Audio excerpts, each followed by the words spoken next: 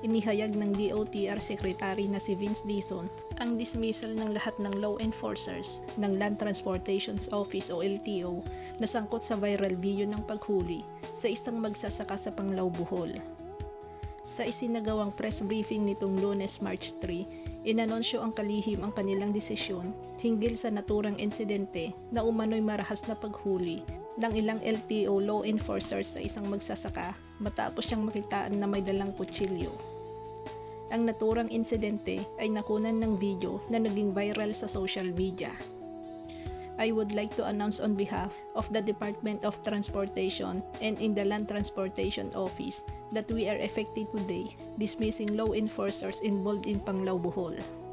They are hereby dismissed immediately, ani Dizon.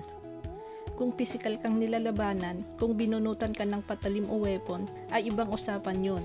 Kailangan depensahan ng law enforcers ang kanilang sarili.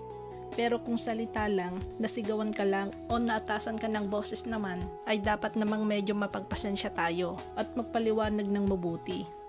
Salita lang naman yun eh. Hindi ka naman masasaktan o mamamatay sa salita o kahit minura ka pa. Saad ni Secretary Vince Dizon, Department of Transportation. Dahil sa pangyayaring ito, ipinag-utos ni Dizon ang pagbuo ng isang task force upang reviewin ang mga patakaran sa pagpapatupad ng batas ng LTO dahil posibleng nagagamit na ito sa pang-aabuso.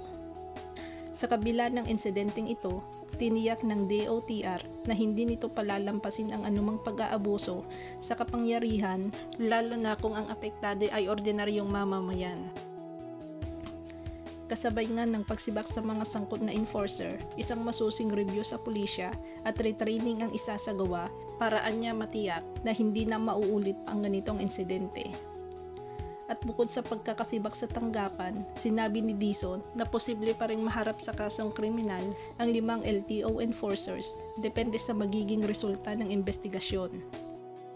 Kahit pa nakainom ang magsasaka, kahit na pong may dala siyang patalim, wala pong magja-justify sa ginawa pong dahas ng ating traffic enforcers, ani Dizon.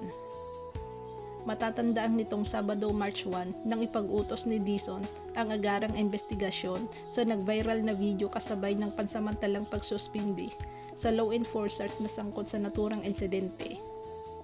Samantala, kaugnay ng umano'y naging marahas na paghuhuli ng nasabing law enforcers, inihayag naman ni LTO Assistant Secretary Attorney Vigor Mendoza ang nakatakdang pagsailalim muli ng lahat ng LTO enforcers sa retraining, kabilang na umano ang pagpapahalaga sa human rights at ligtas na road safety regulation. Narito ang komento ng ilang netizens. Alam naman natin na bawal ang magdala ng patalim, kaya malakas loob ng tao, bukod sa nakainom, may dala pang patalim. Kaya kung oobserbahan natin maigi, ayon sa videong itong tao, lumapit at kinumpronta ang mga taga-LTO. Kung wala kang dapat ikabahala, bakit ka naman matatakot sa mga checkpoint?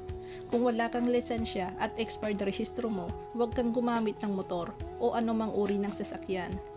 Para sa akin, mali ang pagsimpatya sa mga taong lumalabag sa batas. Yan ang resulta sa mga LTO na ang kaya nila mahihirap lang. Takot siguro sila sa mga kotse manita dahil mayaman. Ang mga motorcycle lang ang madalas pinapara nila. Hindi naman patas. Ang LTO kadalasan makikita natin sa mga operasyon nila sa daan. Tama naman na isibak ang mga yan para matutunan sa mga ibang LTO.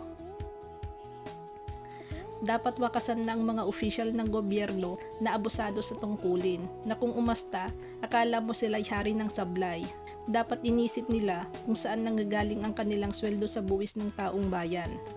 Dapat iboto natin ang may tapang at malasakit sa taong bayan. Tama lang na masibak kayo sa pwesto, nakakalungkot lang dahil sa pang-aabuso nyo, pati pamilya nyo maapektuhan, lalo na kung sa inyo sila umaasa. Sana magsilbing aral na yan sa lahat ng law enforcers, huwag man lamang lumaban ng patas. Dapat lang sibakin sa serbisyo ang mga walang kwentang LTO na yan. Wala silang karapatang manakit ng tao kahit pa mga pulis kayo. Ilagay naman dapat sa tama ang batas. Hindi porket LTO kayo, gagawin nyo na ang lahat ng gusto nyo. Huwag nang ibalik sa serbisyo. Masyadong abusado sa mga mamamayan, di na sila nakakatuwa. Mga walang modo ang ganyang mga tao. Ginagamit ang kanilang katungkulan sa maling paraan naman. Sa huli, pananagutan at reforma ang dapat manaig sa anumang sektor ng serbisyo publiko.